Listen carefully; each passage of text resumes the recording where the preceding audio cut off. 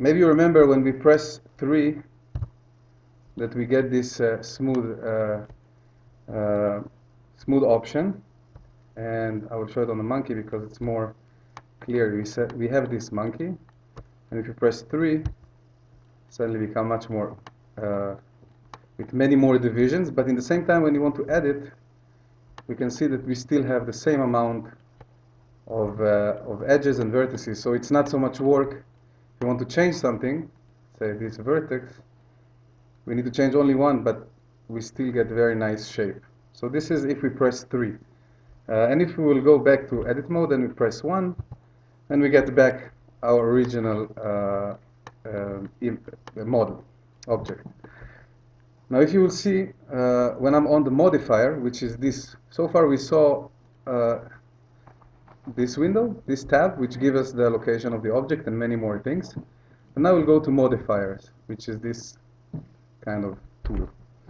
And look what happened when I press 3 down here. Okay. Immediately I'm getting modifier automatically. And this modifier is, it's called, you can see it here, it's called subdivision surface. It's the same modifier. And it comes automatically when we press 3. And you will see the only thing you need to know there, we have here two attributes, and it's view and render. And somebody doesn't know what is render? Okay? Sure you don't know. Basically render, if we will go to our camera, Ctrl0 and F12, we get image of our object. It's just, now it's without textures and it's uninteresting, but we can take this image and work on it in Photoshop later on, or we can make a movie out of it. So now we have on view 2 and on render 2. When I will press, just a second, sorry. When I will press 1, I'm getting back my low poly. And you see here in view I have 0, but in render I still have 2. So if I will render it again, I will get something that I didn't expect. Okay, so if you don't want, if you from some reason you pressed 3, you created this modifier, but now you want to render it on this stage, you either lower it here to 0, or you just kill the modifier. Okay, of course you can keep it on view on 2, and then in render you can put it on 6. So your computer is not so heavy. See, nothing happened, but when I will render it, only when I will render suddenly, okay, it will take some time because now it's very heavy. But well, you will need to believe me in this case. But you will have much more division. It will look like this in the render. Okay, very smooth. So we won't do it more than 2 in this case, and 2. Now every modifier, I'll talk about this specifically, but it's every modifier has the apply button, very important button. Between every time you finish something and you're happy about it, you have to apply it, because if I will join now this monkey with this ball, weird things will happen to me if I won't apply before, because as long you see this window and it's not apply, the modifier is still active, and you will see in other modifiers it makes a difference. You want to keep, sometimes you would like to keep the modifier on and just in the end apply them. The other things that we can see here, we have the eye icon, which is obvious. It's to hide without changing anything in the settings. And then we have the X, which if we want to get rid of it. And we have, and I will just add another one just to show you. We can move them up and down. Look, here it's bevel, here it's subdivide, and we can move them up and down, and it makes difference, and we will come to this hopefully later on today. We are on this tab. If you don't see anything, just go to this tab here. Okay, so we have the monkey, and I will just delete half of it. You don't have to follow what I do. I'm just doing it so I can show you better the modifier. So I will delete half of it. And yeah. Now Blender gives us this option to, when we delete, it gives us the option what we want to delete. And we will go through it, but for now, if I want to, that something will go will disappear totally from the scene. I will delete the faces. But of course, we could delete edges and keep the shape. Just get rid of one. Okay, I think I delete half of my monkey. So, okay. So now the second modifier, which is usually, if you would like to model something which is symmetric, we don't want to do so much work on both sides, and we can use the modifier that calls mirror. And see what happens when I put mirror. The default give me mirror. If you look here on the axis, the default give me on the x. And as you can see, the red is the x. If you look at this on the front, I got the mirror on the line of the x, on the red line. Of course, I can do it on the y, and then it will look weird. See? And I can have it on the z, also weird. And I can have it on all of them. Now, when I will go, always when I will go in modifier, when I will go to edit mode, I will only get the real mesh that I'm working with. You see, all the rest are, I cannot select them or anything. I can work only with this. And what I will just do now is just to make it a bit more, just a minute, select. Just so you can see, I will move it a bit here. And the reason it's doing it is that it's, you see this point here is my pivot point. Remember, we talked about last time, the pivot point, the center, where we, actually when we rotate, this will be, it will rotate from here. And also this is the point where the mirroring is happening. So now I moved a bit the mesh, the pivot point, so you can see all the mirroring. But you see now we have all mirrored, and we have 4 monkeys. Now, a few more things that worth to look at is merge and mirror object. And let's start with merge. What merge is doing, it's similar to what we have here in the tools. If we will go here, you see, we went through it last time, the merge. And what it's actually doing is that our monkey, it made out of 2 pieces, and I will just get rid of those. It's made out of 2 pieces, and we want that when we will apply, in this case, we would like that they will be connected. Okay, so let's say I would apply it without merging. I cannot do it on edit object mode. Okay, I will apply, and now if I will select face here, and Ctrl-L will give you all the faces that connect physically to this one. You see, it didn't give me the whole monkey. The first thing you see, and secondly, you see, the monkey is still 2 pieces. So we'll go a bit back. And I will now apply the merge. I will mark the merge and apply it. So now, the first thing you would see that if I would select face and I will do Ctrl-L, it gives me all of them because they are all connected. And the second thing you will see is that I will try, is that if I will drag it, you see, it's actually connected. So this is important if you want the object to be in the end connected.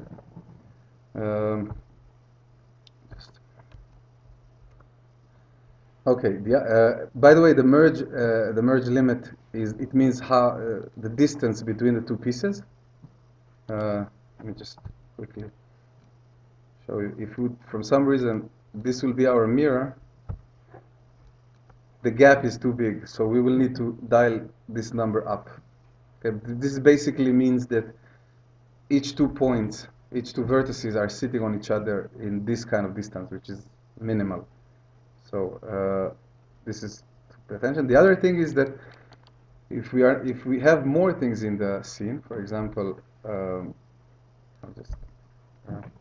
just quickly show it. If we have cube, we can also use the cube for the mirroring. So we will take and we'll go to mirror object, and look at this. This kind of I don't know, line is very similar in a lot of tools. So every time you see this kind of line, it means that you need to plug some kind of object. This is the object icon in Blender. This is the sample. So we can either select object from here, but if we have many objects, we can just come here and sample our object. And now it will do this mirroring in the center of this object. So if I will, theoretically, if I will move this object, it will somehow control the mirror will be always between this object. So it kind of helps, you know, if you are not sure where is your center. Okay, this was the mirror. I think we went through. Yep, we went through all the details. If you didn't do it with me, so take a minute and try to work with it. Just one more point. Sorry. The big plus of this that if I'm on edit mode, whatever. Just kill this one. Whatever I do in the original side will be reflected on the other side. So any changes, you always keep the model as long as you didn't apply. When you will apply, which you can do only in object mode. Now if I applied it already, they are separate. They are not connected anymore. So it's very important to apply when you really know that you finished. Okay, let's move on to the next modifier. And I am reminding you we are staying in, we are in this window, modifiers. And now I will just, this modifier calls array.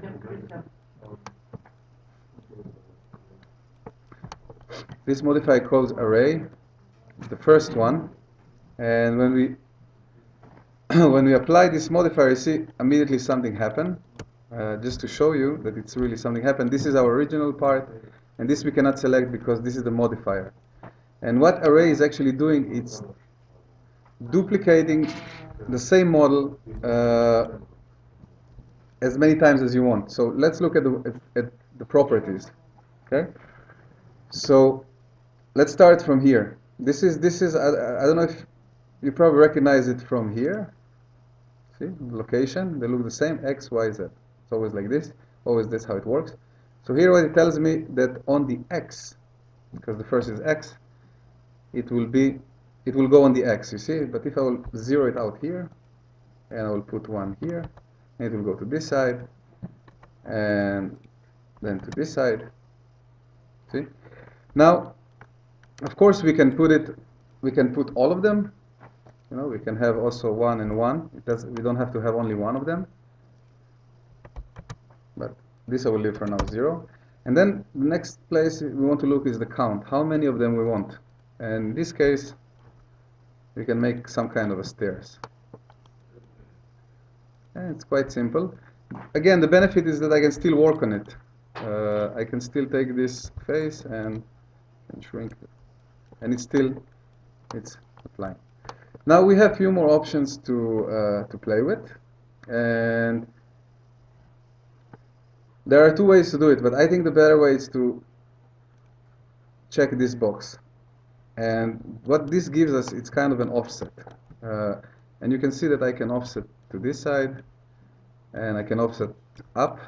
Just a minute. Up, it's here. So I can really play with this. I mean, in this case, it looks kind of a stairs, but it can be many other things. I can do, basically, I can kill this. I can do the same here. You know, you see, I can do the same. I can, instead of putting 1, I can play with this. The problem with this is that if you would like to work with units, it's always good to leave it on 1, and then the offset will be more correct. So you can have, you can type here 20 centimeters. And then it will be more correct. Here it will be hard because it's what this one actually is saying. 1 is the size of the object. So that's why when sorry, 0, 0.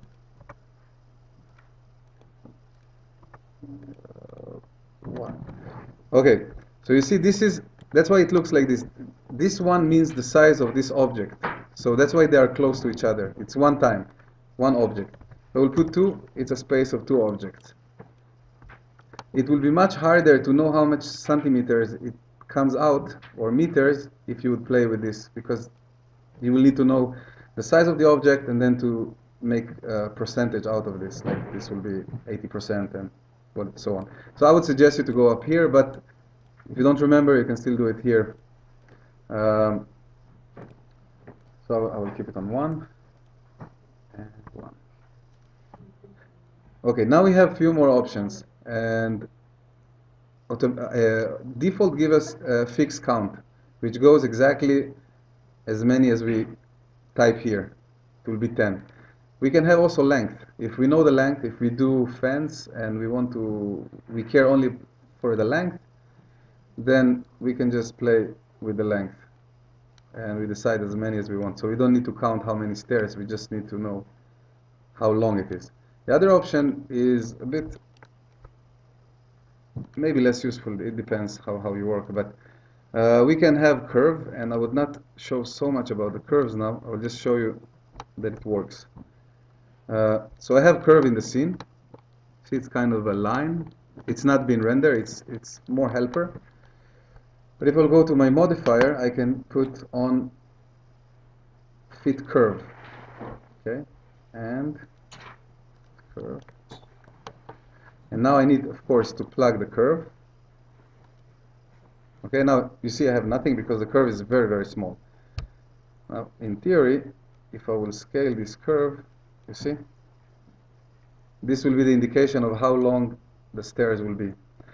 So again, if you make a fence and you know exactly how it goes and you know the length, it's just different ways to excuse me.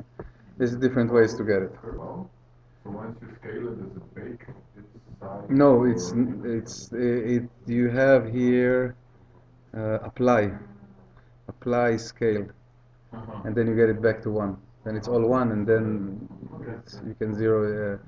You can do apply also to rotation, location to a limit extent.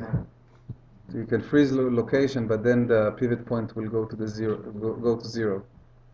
Okay, so I created for now. You don't have to follow. I mean, you don't have to do it. You can just follow by listening. I create a cube and a sphere, and the next tool will be. I think it's pronounced Boolean. Yeah, and it's up here. And I will add the Boolean. You see, I have red mark here, which means that the modifier is missing something, and you probably can guess what it's missing. That is the only empty slot. This one. So he needs to know. This is. Let me go back a bit. This modifier is interaction between two objects, and you will see what I mean. It's easier to show it. I will decide that this cube will interact with this sphere. So I have the cube with the modifier because this is where I want to apply the changes, and I'm selecting the circle and see what happened. There is some interaction. We can already see. What the program did, he took the circle and the cube and just took what is intersect. See right here? So wherever intersect, I will just quickly apply. You don't need to apply if you are following. Just to show you what it means. Now this is when I'm applying, this is the object I got. So some cases it's useful. This is the cube, it got actually the shape from the... Yeah, the cube becomes this part. Now if I would select, instead of intersect, okay, now I lost this guy, so I'll bring it back. Instead of intersect, I will select difference. So it will be kind of hard to see. I will apply it again just to show you. I'm getting this. So actually, this is one model now, one object, sorry. It's one object which got the exact radius of this sphere. Just go back a bit. Okay, the other option that we have is the most boring one. It's union, and just apply it, and just put them together. We could do basically we could just join these two. The plus of this method is if you go to print, then you don't get all the middle. See, you don't have all the extra. So if you will print it, it will be only everything inside will be empty. You will save a lot of material if you print. Otherwise, you could join. It's not because now. To be aware, this is a really cool tool, and I will show you what more it can do. But before, you need to understand that this is not correct way of modeling, which means that we can render it, it will look okay. We can print it, it will be fine. If we would like to animate it, or this we cannot really animate, but if we would like to work on it, or to move it, or to modify it, it will cause us a lot of problem because you see that these edges are not connected. We don't have a straight stream of edge, but for now, it's a great tool. You can use it if you find it useful. I would like to show you just one more thing, and now you can see the black one is our original circle, and all the select part is what we will create. So let's put it back on difference. Now it's easy to see what we create. We are creating this, and because we have it, we didn't apply it, we can still control it, and we can basically put it inside. For some reason, we can make small hole, big hole, and it works with all of them. Let's say the interact, so, you know, I can get. It's still responding. So if you want to start, if you would like now to move this object, then you will have to apply it first. Otherwise, it will never come out.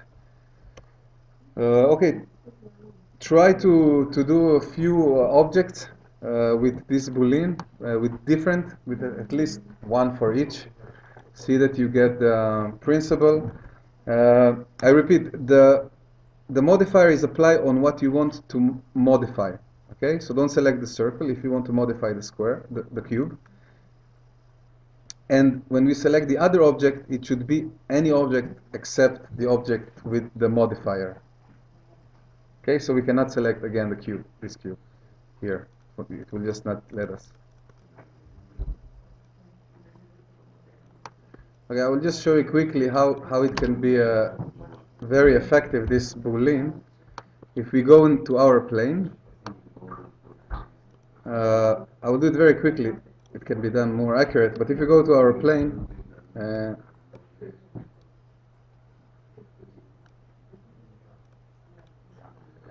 we can actually create the hole here with a boolean.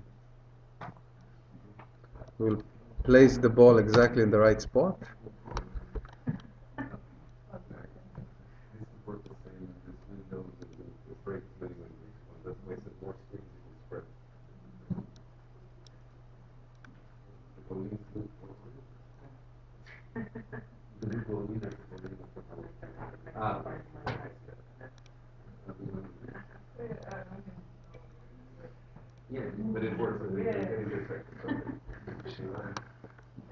So yeah, you see how we made quite quickly to the plane.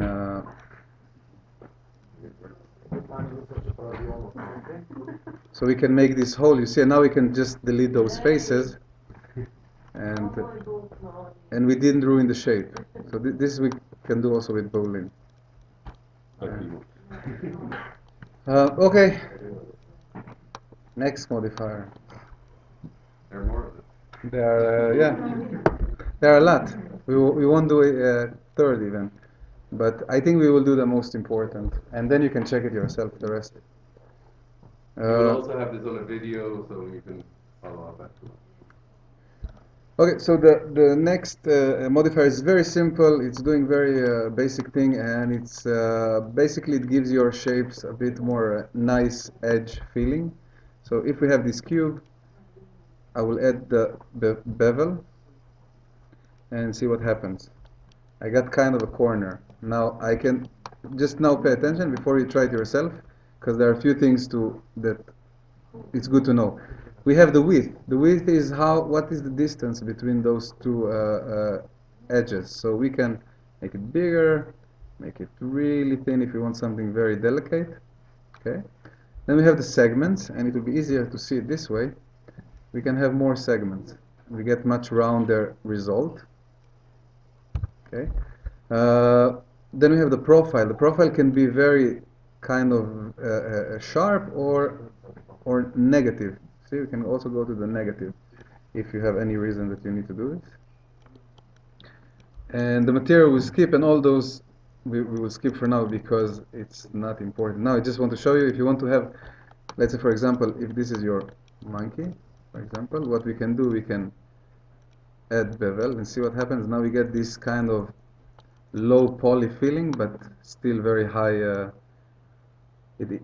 Ooh, yeah, that's it. Okay. Be careful with this button. It's crashing the computer. one is also the most interesting one, but the less useful one, and it's a wireframe, and it's just how it's called, and you just apply it, and you can get, if you want to present your model, how you actually modeled it, you want to show people how you did it, this is one way to do it. And here again you have, but this is self-explanatory, can be very thin, and this is basically doing one thing. Now the thing is that I wanted to show you again that you can use few modifiers, as many as you want, if it's until the computer crashes, because it's too many weird things. But for now, what I will just add subdivide, because the wire, it's not enough wireframe for me. I would like something more, so I would add subdivide. I can do it this way, or I can just press 3. And look what happened to me. It's really, really cool, but it's not what I wanted. And the reason I did it, I want to show you that there is a meaning for the order, because the program looks from up down. And the program, what we told to the program is first do wireframe and then subdivide it. But we actually want first to subdivide the object, then to do the wireframe to get the right result. So all we need to do is to click this up. And now you can see that wherever I have a line, I will have this net. And this is what you need to bear in mind. When you are modeling, you need to remember that every edge, just let me get rid of this for a second because it's confusing. You see, every edge is actually a wire. See, face, wires, face, wires. And what I did actually with this one, I add more edges, so I have more of those. Yeah, there is actually, I think, yeah, we can actually have another modifier. I will show you just another modifier, just in case it might be helpful with something else. So it's just another modifier, and this is basically the general modifier, and I will go really quickly, and then you will play with it and see what it does for you. And this modifier is now, we were all the time on generate. Now we'll go on to deform. And there are a few here that we will learn in the future, but for now, simple modifier, simple deform, and you immediately see what it's doing. Now it's a bit weird here because I don't have divisions, so it has nothing to work with. I will just quickly add some divisions to show the ability of this. So now it will be a bit more smooth, and now I can actually play with this a bit. And you need, okay, here this is the rotation. Let's put it on 600 so we see what's happening. It's basically rotating it around the center. Now this is 360. Okay, and it's rotating it in the center, and then what you can do now is you can decide from where it's rotating until when. So I would like that the bottom will be straight. You see, this is the line that it's starting. I don't know if you see it well here. And now see how it goes up. It's also twisting, but it's, now it's also starting from here. And I can also limit it on the top. So I can create something that only, now it's a weird shape, what I did, obviously. Just make it more square so it's more clear. But you can do like this ornament if you want for a fence, or ropes, or to rotate things on the axis. Now if I will add more divisions, then it will be, weird. That's not what I wanted to do. Okay, but I won't go through all of it, but we have also band. You can also band it, and basically, okay, never mind, and more things, but I won't go through this. This is the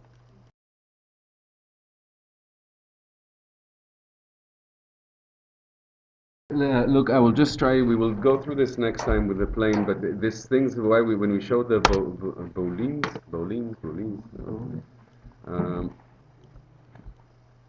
Let's say how I did this propeller last time. I just twisted both. I don't have enough divisions here, but if I go with, I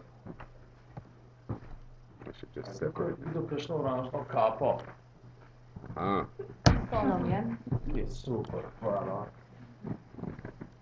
I will first do something else. I will separate this object. Hey, see you.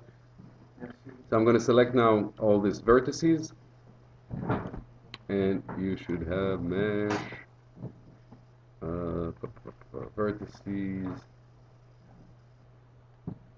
separate, selection. So what I'm doing now is I'm separating these two objects because I built it before, and now what I got is tab. I got this object as a separate object than this, so I can break parts around. One thing, and I will go now and I'll just move it to another display layer, so we will have this empty.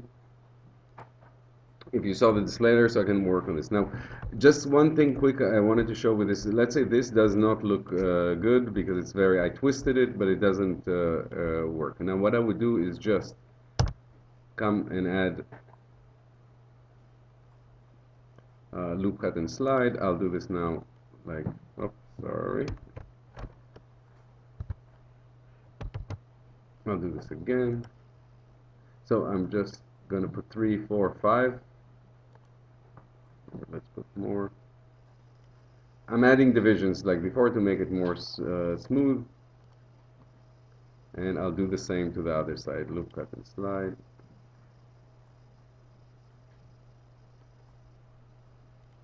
Okay. So just to look at this, if I press now 3, you see what I'm getting. I'm getting this. This is now got a bit smoother, but I have this little very noisy. It's smooth, but it's still I'm getting this. The faces are looking quite faceted. Let's say a word like that. Now, there is a thing with normals which will explain. If I change the shading to smooth, you see this became a lot smoother. I still get this kind of weird looking connection here, which I don't like. But the smooth already, you see, made it look a lot smoother. Now this is not as smooth, the same as I'm adding more division. This is something to do with normals, which we'll explain longer. It's how it's making the connections. It tries to make them softer. It's a thing that we will repeat. But the point is that if you want to get things more looking, let's take this smooth out. If I go back to flat, how it was, and I want to start adding a bit of, like, to make it, I'll go back to 1 to see, and I'm going to edit mode, and I'll go into faces, and just say, let's say this face, and I will just do extrude region, just to put it here. So we need to have a lot more divisions. This is the point that I'm trying to show quickly, although we'll repeat it, in order to get a smoother look on this. So if, let's say, I'll put this here, and now I'll press 3. You see the round shape is more, let's shading smooth. You see now I'm getting this part without this weird thing at the end. You'll get this in your wheels and in a lot of places. That's why I just wanted to show it. So this way I can get a proper smooth thing without so many polygons. The same as now, if I will just one more thing, I want this connection point to be more accurate, not to drag out. I would just, so it's very important where to put this, let's use the loop cut and slide. If I put this one and I will lower it really, I can already see the display what it does. It can create this connection point better. So sometimes where you have connection points, you need to add more divisions. And I can already view it in this way, in both. So here I see I have a problem. It doesn't look nice, but if I'll add a loop cut and slide, and push this inside. So the rule of thumb is where you have connections, where you have things, you should have more divisions. Let's say if we will do characters, you'll see there's also a reason for it in animations, but let's say my arm will need to have more divisions to get this deformation right, and also in the look when I'm smoothing it to get this more looking. So if we pull this out now, and my propeller now looks, I think, a lot better than it did before. I still have a problem here. I would have to add some divisions around, and also here I could also smoothen this up.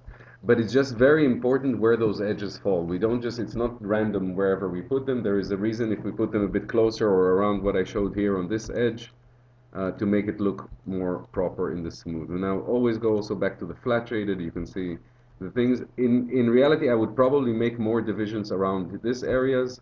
I would add a bit more here to get this more anchor. So the more you add edge loops or divisions in one point, the more it's going to be, it changes the shape. I'll try to see it maybe if the idea goes across. So I added just one here. Let's add also on the top.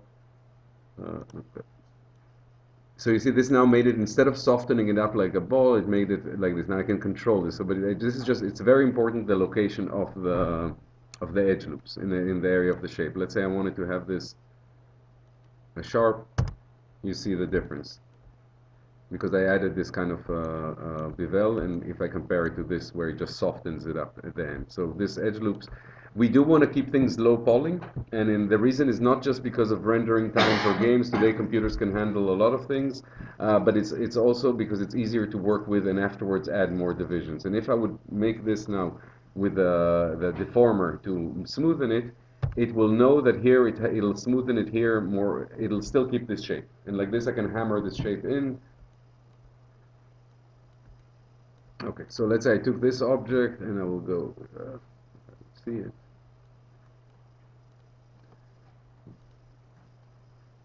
Oops, sorry, boolean.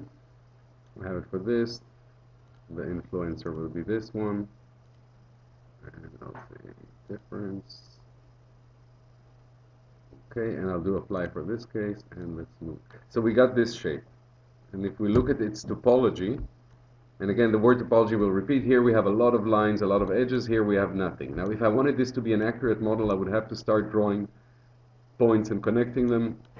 Because what happens if, let's say, I press 3 now on this? You see what? I completely lost my shape. It became a bit of a project or something like that. But if I wanted to keep this with the booleans, I could start going and adding, let's go back to 1. And I could start adding an edge loops here. And they won't really work actually because it doesn't know how. You see, it treats this as one topology and the other one, so it will get a bit hard. I can't connect these lines to each other, which is a bit annoying. And you see, it suddenly doesn't go all around. There is no loop around it. So these faces are actually wrong.